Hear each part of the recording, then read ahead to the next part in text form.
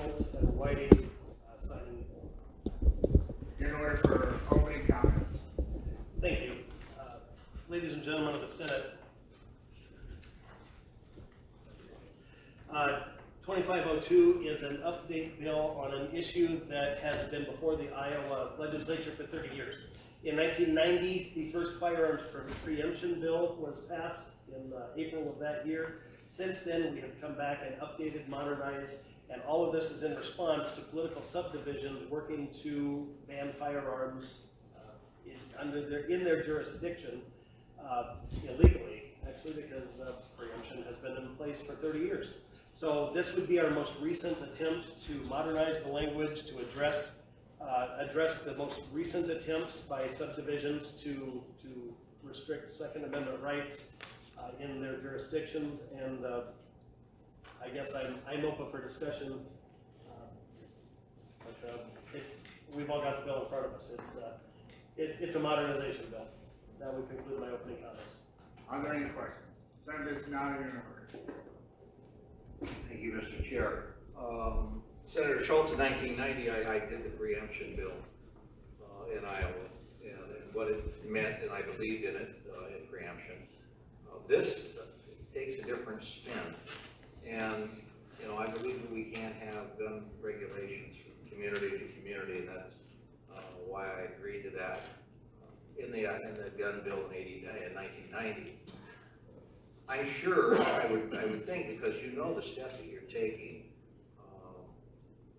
you have to know what the cost is to this, Mr. Chair, with Senator Gill.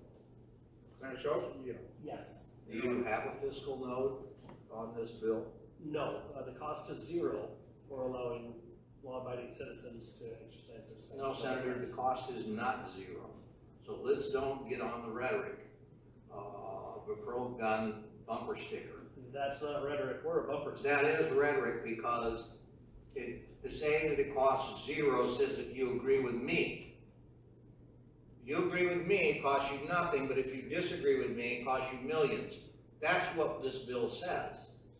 I disagree with you. Well, I don't know how you disagree, because it says in the bill, or at least my description of the bill, it says you can have a gun-free facility, but you must have checkpoints, you must have you must have security, you must. Must is not an option, and to say this is just an innocuous free bill is wrong, because this is where we have problems in understanding mutually where we come from. Now, you have small communities that make up your district. I have Des Moines, which makes up Polk County, and Des Moines alone has 25 buildings. Now, I wouldn't think probably your district has 25 public buildings. But then you take in the library buildings, you take in all the county buildings, you take in the senior citizen meal sites, you take in all the services buildings that we have. Because we say we don't want weapons in a supplemental foods facility, that costs us money. For you to say it doesn't cost anything, it only costs nothing if I agree with you. You agree with that? No, I do not, because you're currently already maintaining the same. Listen, when you put a sign up on the wall that says no guns, you are not stopping somebody from walking in there with a firearm. Somebody who has bad intent. All you're doing is stopping the law-abiding citizen from going in and exercising their Second Amendment right and the ability to defend themselves or their family in that building. The bill, finally, because I think this is how it should have been from the beginning, the bill simply says if you are going to suspend somebody's constitutional, God-given right, you then, and that would be the building or the local subdivision, you then must take on the responsibility of protecting that person because you've denied them the right to protect themselves. If you're going to do that, you need to ensure that somebody else does not have a firearm in there, and that takes a metal detector and personnel. And you also need to provide the means to protect that person proactively, which means armed security, who's going to step in front and put an end to that threat. So all this says is that if you're actually going to have a gun-free zone, because a sign is not a gun-free zone, it's only a bad guys have guns zone, if you're going to do that, you have to actually take the steps necessary to protect the citizen who was given the right to protect themselves, but you've denied it. If you allow them to do it, it's a cost of zero. Thank you, Senator. Wow, this thing just has a natural way of going in a circle. Any argument on this goes in a circle. And, you know, I was never born nor raised in a small community, but I think I'm from a small community by the neighborhoods that we belong to. We're all identified. I'm a Southsider, you know, everybody knows Jan's from Beaverdale. I mean, we all have, it's not separate towns, but they're little communities. And I don't want to make every single building in this community that's public where our children go, that I'm trying to, and in the future with my grandson, raise, that people are basically good. That people are basically good. And then you have situations in a democracy and in a free country.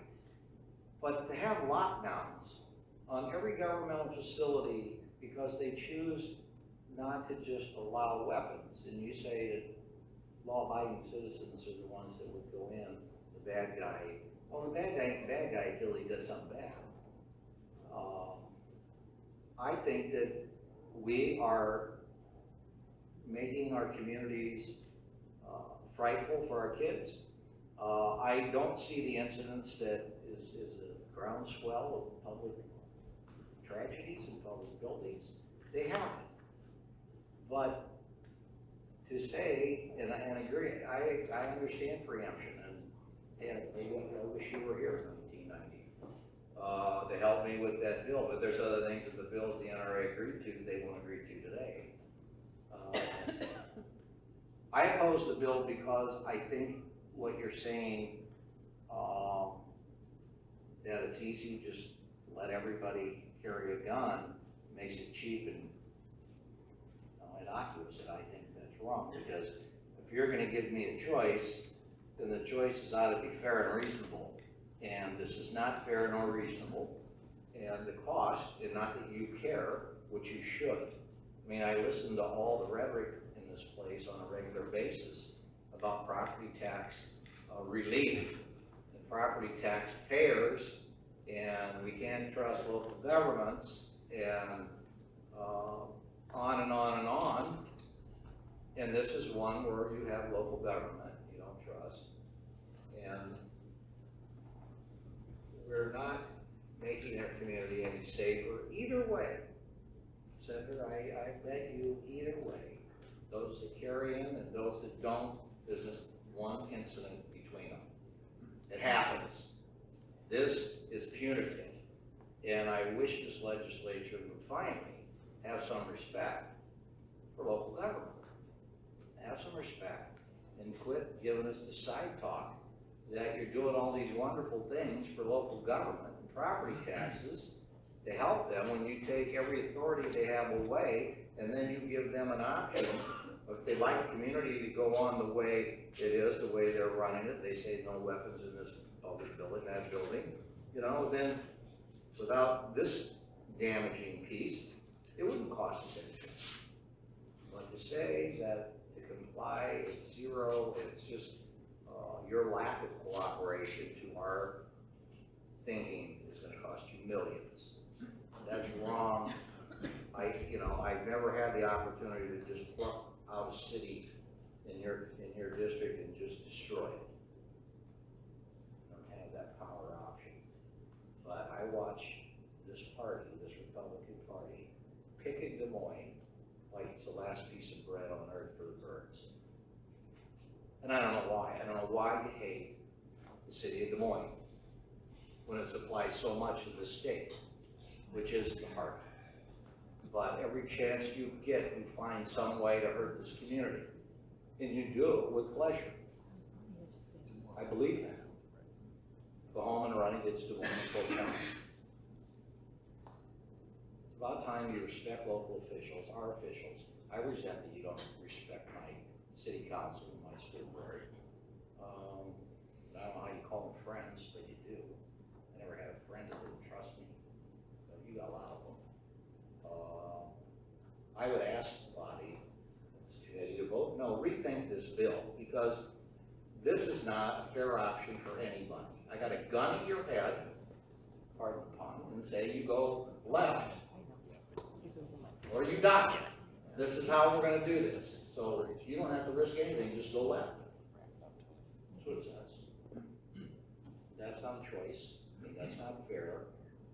And I agree with a lot of gun legislation with the Second Amendment. But is it ever going to end? Because every rock is turned over to find one more thing that we have to do a bill on to load up. And I don't get this, why Iowa's turning into this gunslinging mentality state. We have the Second Amendment right. Everybody I know wants to carry a gun and carries one. A lot of people have guns I don't like and shouldn't have a gun. But that's what we have police for. That's what we have law enforcement for, not the Iowa legislature. So with that, Mr. Chair, I find this bill absolutely ridiculous because it doesn't give cities or communities the option. Thank you. Senator Garrett, you're in order. Mr. Chairman, I wonder if Senator Vizziano would do it. Senator Vizziano, Yes. Senator, I have a question for you. Let's say that I'm a law-abiding citizen. I'm going to be very careful. I'm going to violate any law, or any ordinance, or anything. And so I come to one of these places, and they have the sign up says, no firearms allowed. Okay, so I'm not going to take my firearm into those places that have that sign up. Now, what is your solution? How are you going to protect me from somebody who doesn't obey the law, who takes a firearm into that location, knowing that nearly everybody, maybe everybody else, won't have a firearm? So what are you going to do to protect me, since you're not going to allow me to protect myself? So what's your solution? How do you protect me under your approach to this? Well, Senator, I don't think it's the supplemental foods or it's the senior meal site has a direct responsibility to give you security. They set their facility up with supervisors, just like anywhere you go. I don't go anywhere on a Saturday to do my errands with the intent that the women at Victoria's Secrets is carrying a gun. I don't go to a mall to shop and I expect people to be armed in there waiting to kill somebody. I think we have a good society, and your mentality is trying to take me to a darker place than I want to think that we live in. Now, that's what the police are for. That's why we hooked up and spent money on 911 to do it even faster. We've done everything we should do to have our police ready, armed, and able to respond to incidents. I don't think it's society's responsibility to guarantee that you never will come across violence. When I go to the bank, I don't look at everybody walking in as the bank robber. You know, I walk around a corner, I don't expect to get mugged. It happens, but we have things in place that protect you. That's what we're funding. That's what the laws are supposed to be for, is to give the law enforcement everything they need, every tool. You want from me an answer to say, I will protect you everywhere in every situation, and I don't think, even with all the good guys with guns, we're going to stop bad situations. Anybody that does, please, make me feel better about society. But freak things, mass murder, accidents, all kinds of things will happen. And I don't think we can protect you from everything that you said. But I don't feel unprotected driving here today and going through this building, that there's guns in this building, I'm okay. Okay, well, thank you, and I think you've made my point. You're saying, well, that's just tough. We've got police, and they'll be there in, I don't know, 15, 20 minutes maybe. So how many people get killed in 15 or 20 minutes? The point is, you're telling me I can't protect myself. You're gonna allow people to prohibit me from protecting myself. And if something happens, tough luck. That's just the way it is. That's in essence what you just said. And folks, that's not acceptable to most law-abiding citizens. That's why Senator Schultz is bringing his bill forward here. Such a simple solution. Let law-abiding people protect themselves. Because you just explained there isn't any other good solution. There's no other way to do it. And Senator Bizignano said, well, just tough luck. If you happen to run into one of these bad guys, that's just the way it is. Well, we say that's not the way we want it to be. Senator Schultz has got a common sense bill here that says I can protect myself. And that's the only way I'm going to get protection. So I'm going to support this bill. Thank you, Senator Schultz. Are there any other questions? Senator Hogan? Thank you, Mr. Chair. I was wondering if Senator Schultz would yield that question. Senator Schultz, would you yield? Yes, I will. Senator Schultz, I want to look at sections 1 and 2 of the bill on shooting ranges. It says there that cities and counties shall apply and enforce regulations and restrictions established for each zoning district. So this is, you're not trying to preempt zoning authority on citing. My understanding. That? Not in advance. My understanding from the House debate, which I watched last night, and from studying the bill, is there have been situations where when a significant expansion or a location of a new range has been proposed, additional requirements have been laid on top of what was currently there. Our goal is that subdivisions of the state don't change the rules in midstream when somebody's working to either expand a current or build a new. What zoning designation right now would allow a shooting range? You know, I don't know that. Okay. What it says can't have regulations more stringent than those imposed by state law. What does state law say about shooting ranges? You know what, I don't know that either, and I'm gonna have to have that ready for the floor. But that wasn't the part that I've been studying. Okay. Well, good. Well, I'd like to hear your answers to that maybe when you've done your studying before this reaches. We can do that. I will tell you that the reason for this, the reason it's so important is that keeping and bearing arms is one thing. Being able to exercise that is just as fundamental. And we have a growing, expanding gun community, firearms community in the state with training centers, with ranges, with all that. We want to make sure that it's not squashed for political or ideological reasons. Thank you, Senator Schultz. Let me tell you, there is something else, Mr. Chair, and I guess it urges the community to think about it. We've just heard from the manager of the bill that he doesn't know the answer to this.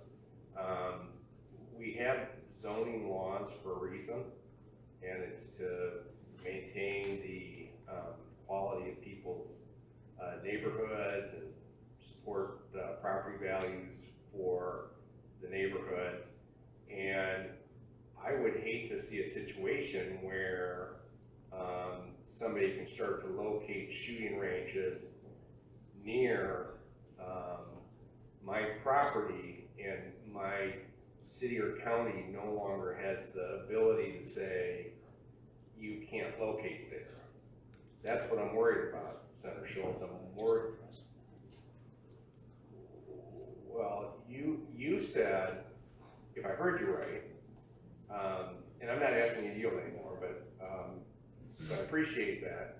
what I heard you say was there were people putting restrictions on shooting ranges. What I'm worried about is, are we going the opposite way now where you might have a nice new subdivision in Senator Nunn's district, a nice new subdivision, and then all of a sudden, 300 feet away, there's now a shooting range that the neighbors didn't believe would be there when they invested in their homes. And, when you start preempting the ability of cities and counties to do zoning restrictions, you do jeopardize people's property values and their property rights. So I get concerned about that. I'm a very strong defender of people's property rights especially when it comes to land use planning, because that's a valuable tool we have to protect land use rights. And that's a concern that I have about this legislation. So it is one of the reasons I would be voting no, and thank you, Mr. Chair. Senator Taylor, in order. Well, thank you, Mr. Chair. I do see a couple of problems, at least in my small county that I represent. Our courthouse, actually, county offices in the same exact building. And to get to the courthouse, you have to go through the county offices. Well, if the courthouse is going to restrict people from carrying in the court part of the building, but yet you go through the main part, it's just impossible to believe that my county will be able to enforce this, or to, if they want to keep them out of the courthouse, they'll about have to keep them out of the entire building. And so that'll, in the way I read it, it would probably mean that we have to hire 3 full-time employees, 5 days a week, 10 or 12 hours a day, whatever hours they're open. I'm not really sure on that part. But I wanted to make another point on Senator Garrett's point that he made there about, how am I going to protect myself? I know in my district we have several stores, just regular retail stores, that there'll be a little sign on their front doors with no weapons, no guns. Some of them will say, some of them will simply just say no weapons. Well, I have a concealed carry permit. I don't carry that often. I'm not that scared of people myself. But if I was, and I did want, and I couldn't carry in this particular hardware store that I want to go in and buy something, I just couldn't go in that store. And I don't want to restrict I don't want to see this coming to the point where now we're going to say, well, if you own the retail establishment, now you've got to allow them too. Because I see the next step to this. I think is the next step to this. The next thing that I'm going to see is we're going to say the church isn't going to allow us to not allow guns in there. There's just so many things that this is going to open up. But I think the thing that really bothers me is the funding, the amount of money that it's going to cost my county to actually enforce this. If they want to keep guns out of any part of that courthouse, they're going to have to keep them out of all of it. So it's not going to be just the courtroom part of it, it's going to be the entire thing. So we're going to have to keep something to keep them, because we have to keep them out of the courthouse. Even Matt Dillon knew that. I mean, they when they have their courts in the saloons, and no guns allowed in the saloon while we're having court. And so, I don't like to see that we're going to now make it easier for a person to get into the courtroom with their gun. I don't know if you're getting what I'm trying to say, but I just think it's going to be first of all, very expensive for our county to do this, and another burden on our sheriff's office. So, thank you, Mr. Chair. Senator Kenny, you're in order. Well, one of the things that I see wrong with some of this is, there's going to be a mandate because it's going to be ordered by each chief judge of all our different districts, in which they can tell us who's gonna carry guns into their courtrooms.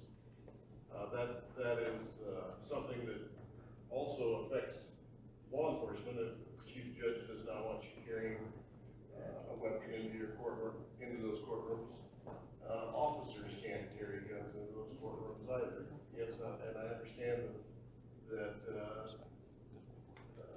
that in many cases, there's just courtrooms that in buildings where there's many of different county offices. I have 2 counties like that, and then I have one where it's just court services. It's just the clerk of court's office along with courtroom staff. And when the judges are mandating that you can't carry, that means everyone, and yes, you're gonna have to put a law enforcement in there along with the screening processes of the wands and the metal detectors and so forth. In 2 of my counties, they don't do this now. They don't have full-time secure courthouses, and I just think that that's going to be an additional cost to those agencies. And I urge you to look at something different here. I'm not against preemption, but I just think this is going to. Senator Chapman, you're in order. Thank you. I appreciate Senator Schultz bringing this bill forward. We've heard a lot of why we don't think this is a good bill. I happen to think it's a great bill. Appreciate you bringing it forward. I just want to point out one thing that I think is being overlooked. We've heard about cost of what this is going to cost our cities and counties, and we've got 24 buildings that this could impact. In Des Moines. Who owns those buildings? I mean, it makes it sound like it's the mayor that owns it, or the city council that owns it, or the county supervisors. It's the people. The people pay for it. We own those buildings. We own this building. And we have governments instituted at the local level who are restricting a fundamental constitutional right to keep and bear arms in their buildings. No different than your homes. And so what we're saying, and I think it's more than reasonable, I'd like to see that you can't do it at all. But hey, we're going to allow some local control. If you want to do it, you're going to have to provide the security. If you're going to restrict my ability to self-preservation, to protect myself from some other lunatic that's in the building, then you better be prepared to protect me. I think that's absolutely reasonable. These are, again, the people's buildings, not governments. We own the buildings. Thank you, Mr. Chair. Any other questions? Senator Bisnow, you're in order. Thank you, Mr. Chair. I expected to hear what I heard, Senator. And I agree that you have the right to think the way you think, but I don't agree with anything you think about. Here's the most profound piece in everything with guns, weapons in the state. You've turned over every nook and cranny to figure out how you can get another gun in place, in another way.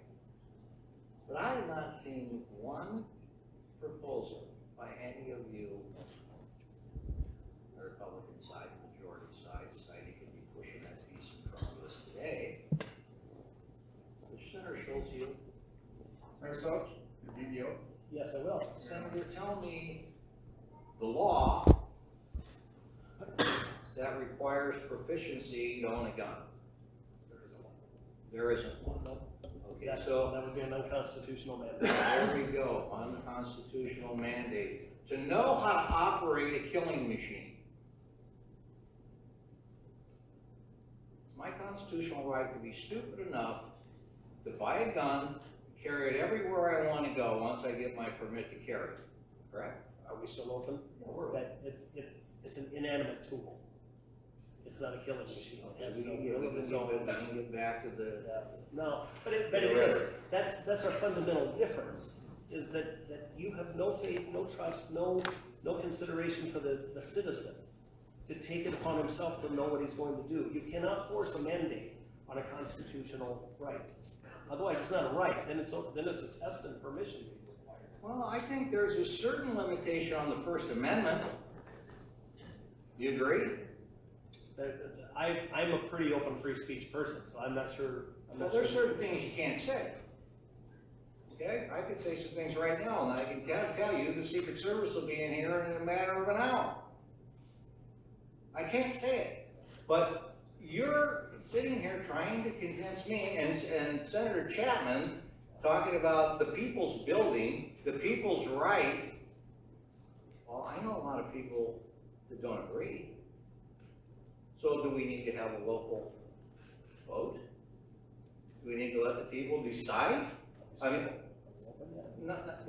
I will be open to your response. You need a federal constitutional amendment to change the Second Amendment.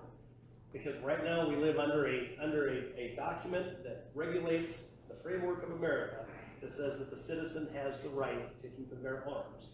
Both of them, keep and to bear. And then everything else after that's interpretation. Correct? I don't know about The people have the right to keep and bear arms, so what do we got to bill here for then? If it's clear from the federal level, from the Constitution, the people have the right to keep and bear arms, why are we here with this We're here bill? because subdivisions keep breaking the law and we have to keep changing the law to try to stop them. They are infringing on the right. We're here to stop political, and I'll call it here for what it is, the political machine of Des Moines and our other metros, the Democratic machine that keeps trying to control the citizens. We represent those citizens of Des Moines who want to be free Americans.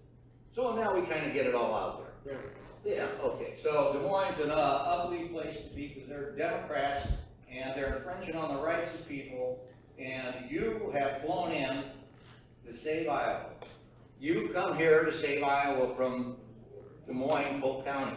We're here to do the fundamental purpose of government, which is to protect and preserve rights of the citizen. In your opinion. That's pretty fundamental. That's not my opinion. That's the purpose of government. Are we doing that here? Are we protecting people with this bill, with the financial instability that local communities have? Are we protecting them with this bill? There's not one dime of cost to this. Well, we're going to go back to the rhetoric argument again, because we're never going to get off the circle.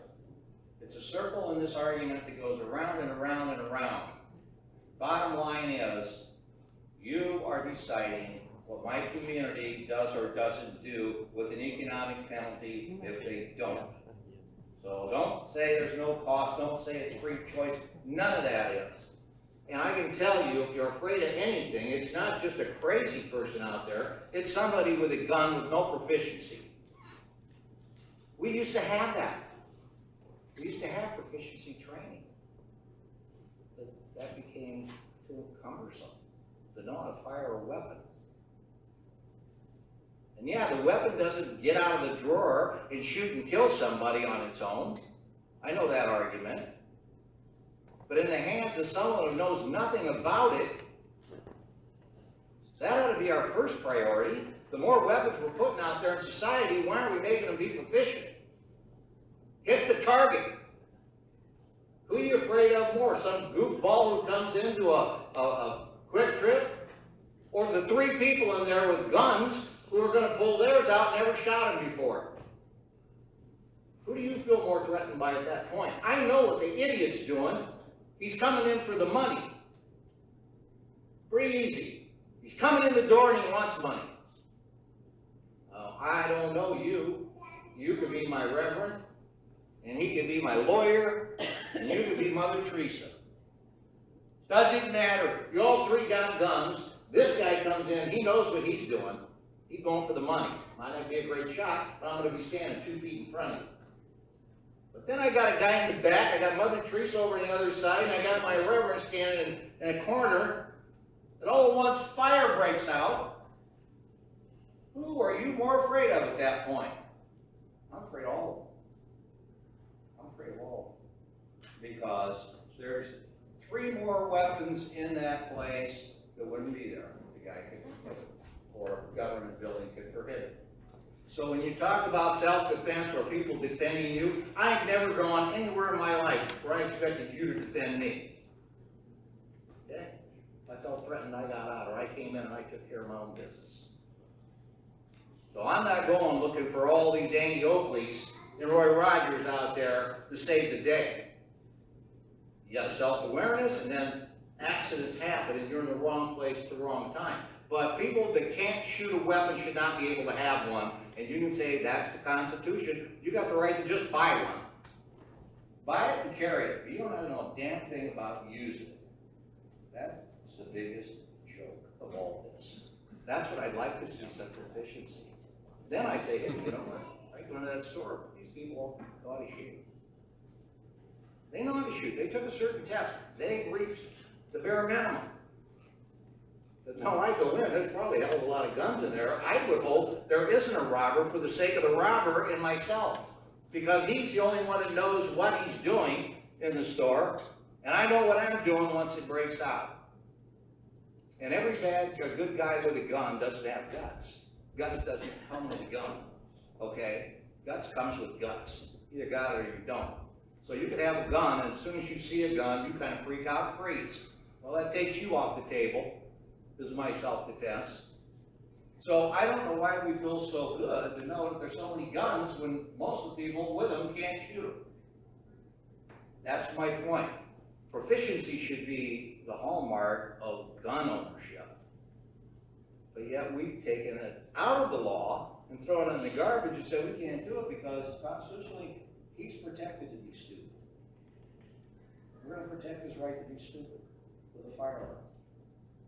And I don't get it. Thank you, Mr. Chair. Senator, now you're in order. Thank you, Mr. Chair. I want to bring us back to this bill. Senator Bisognano, I appreciate where you're coming from as a new grandfather. It is a passionate concern for you. But let me tell you what I'm concerned about. What scares me is when government strips away a right and then says, but we're not going to defend you with it. When I walk into my county courthouse in Jasper, and they have a sticker saying, this is a no-gun zone, but you walk in here and someone pulls out a weapon and starts shooting at you, you have no right to defend yourself. I've now empowered government to take away my right, but provide me no protection under the law. What scares me is the fact we've had this conversation. We've put it before the state, and we have it in a constitutional amendment coming forward, and we still have local governments that find ways to sneak around it, slap a sticker on the wall, make a political statement, if that's where that conversation goes, but then provide no safety under the law. When we look at where our kids want to be, I want them to be in a safe environment. You and I, both familiar with weapons, expert marksman, when I carry my weapon, I'm doing it because I know I'm providing a level of safety for the military members that I'm with or for the child that I'm escorting. When we ask to be able to provide a level of baseline security going into a courtroom, going into a school, going into an area where there's going to be a no-gun zone, then we are asking that entity to protect us in the same way that I or you would protect our child or grandchild. My hope for this bill is that we're able to have some level of consistency to truly prioritize those areas where we are asking a local government to take on an additional responsibility and maybe provide resources for that. But where there is an area where some entities have gone out, and I'm from Polk County, I'm with you, I get it, I understand, but when we're designating 24 plus facilities as gun-free zones for good people, and they're providing no layer of protection or security for them, we're putting them in jeopardy. That is not local government helping us. That is local government giving us the bumper sticker of feeling safe with zero ability to respond. And you talk to your local county deputy, you talk to your sheriff, you talk to your bailiff. These individuals are already at their max. But now we have an expectation that they're going to provide 24/7 security for an area where there are a bunch of vulnerable people. Let us adhere to what is out there in the Constitution and our right to protect. Senator Schultz, thank you very much for bringing this bill and some balance back to the government. Are there any other questions? Senator Schultz, you're in order for closing comments. Thank you. Ladies and gentlemen of the of the Senate.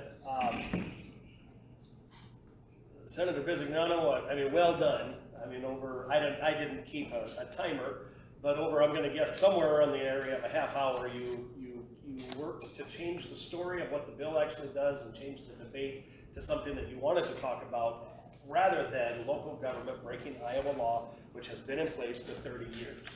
That's all this does. They can't do this. It's disingenuous to say we're changing anything. It's already, since 1990, you ran the bill. You and I have to have a conversation after this, and I'd like to do some research on the bill, the original bill, because how you could run a bill that says that the state shall make all policy on firearms and local governments won't, and then say that it does the opposite, I don't know, so there must be a breakdown in communication. So I would like to research that, and I'd like to visit with you about that. I mean, that you've made that claim, I'd like to pursue it and see what you mean. But I think it means that the state shall set firearms policy for the state, and that we're not going to have local governments do that. Since I usually don't go this deep into it in committee, and we always say save it for the floor, but we got a lot of issues here that we're going to talk about. I do believe that Polk County and that Des Moines does have a Democrat machine. I do believe that there is such a strong, powerful political entity in this county and this city, and it's the Democratic Party, that you do have people working within that framework who are not working for the benefit of the people of Polk County and the city. They're working for the benefit of furthering Democratic political games. So we have to come in here as a state and we have to say that we're going to protect the citizens from that machine. I would reference Chicago as an example of that. Chicago so dominates the entire state of Illinois that the entire state is seen as an anti-gun, high-tax, high-regulation, pro-liberal, and that's not the case at all. So yeah, I do believe we're doing the correct thing here in regards to that. I don't believe you can have it both ways. And I agree with you, actually. I think you're legally correct. The police, the local governments do not have a responsibility to protect. The United States Supreme Court has actually said that local law enforcement cannot be sued for failure to protect citizens from harm.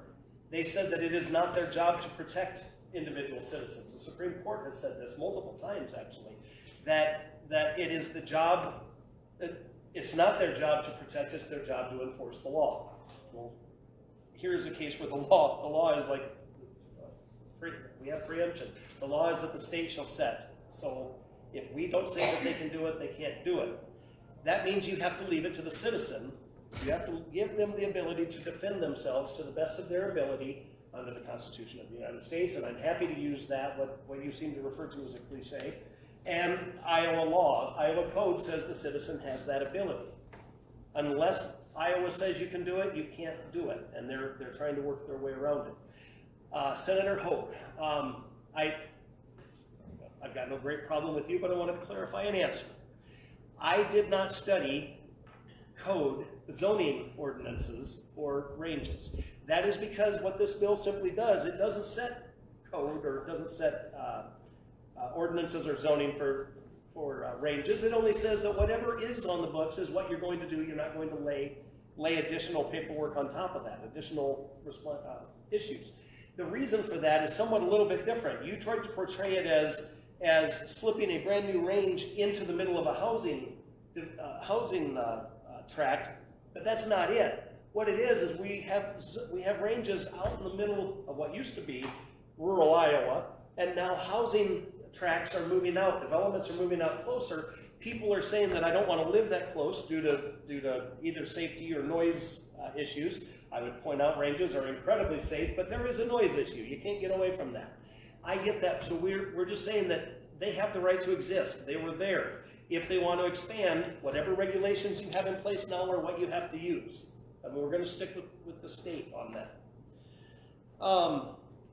Courts, we talked about court areas. They already have the power to deny weapons inside their areas. I mean, so this doesn't change this. This doesn't add or subtract to it. Something that that I hadn't even thought of. I wasn't saving it for the floor. My little county of Crawford actually has a metal detector outside the courtroom on the 3rd floor already.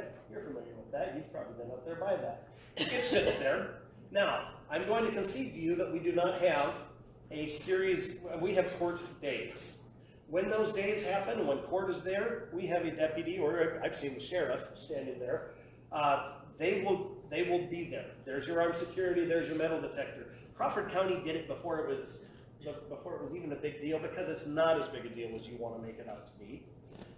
We get fiscal notes all the time that have larger numbers, and I don't blame LSA for the fiscal note. What I'm saying is that people come up with huge numbers that they turn into LSA, that they turn into a fiscal note all the time. I don't know what Crawford County's is, but I'm going to check it out.